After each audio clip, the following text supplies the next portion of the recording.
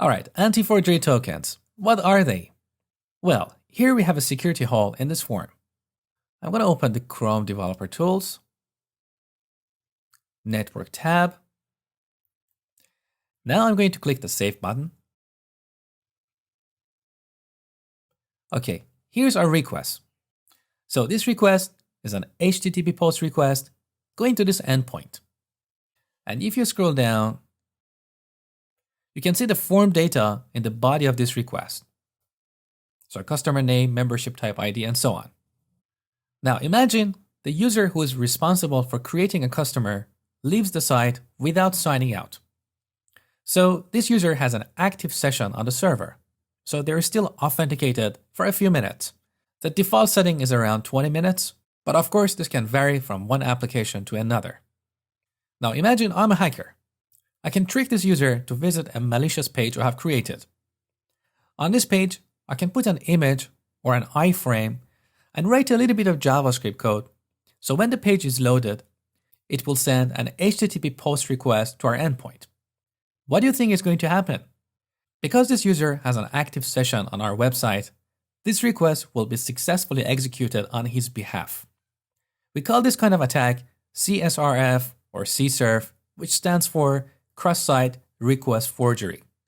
So the hacker forges a request on a different website. And with this technique, they can literally execute any actions on behalf of the victim.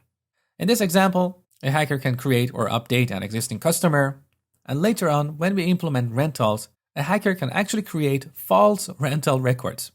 And interestingly, if you look at the logs, all the requests appear as if they were legitimate requests came from the user's browser. We won't have any records of the hacker, their IP address, and so on. So how do we prevent this? Well, we want to make sure that this request only comes from our customer form, not from a different website. So there are two steps we need to follow.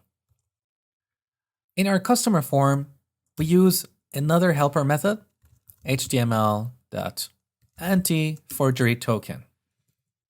This method will create a token, which is like a secret code, and then put it as a hidden field in this form and also as a cookie on the user's computer. Now let's see this hidden field and the cookie in action.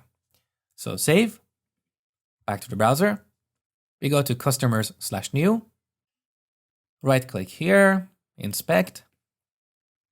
So here's our hidden field. It's called request verification token. And look at the value. It's a long, weird string. Now this value is also stored in the user's computer as a cookie in an encrypted format.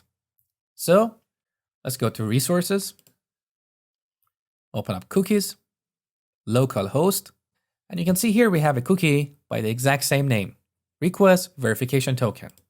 And this value is the token in an encrypted format. So we give the user a token, and when they post the form, we're going to get these two values, the hidden field and the encrypted cookie, and compare them. If they match, that means this is a legitimate request. Otherwise, it's an attack. Because if the hacker redirects the user to the malicious page, they don't have access to the hidden field in our form.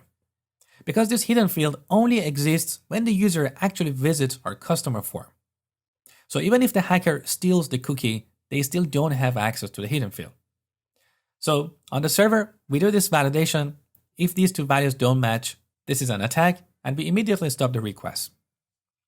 Now to perform the validation, we decorate our save action with validate anti-forgery token. So all the complexity of generating a token, encrypting it, validating it is done by MVC framework. We don't have to worry about it. We just have to remember to apply this attribute on our action and use this helper method in our views.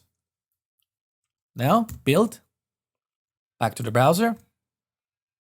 Now, before saving, I'm going to modify the value of the hidden field to simulate a situation where an attacker doesn't have access to this value. Now let's see what happens. We got an exception. And this is how we prevent CSRF or CSRF attacks.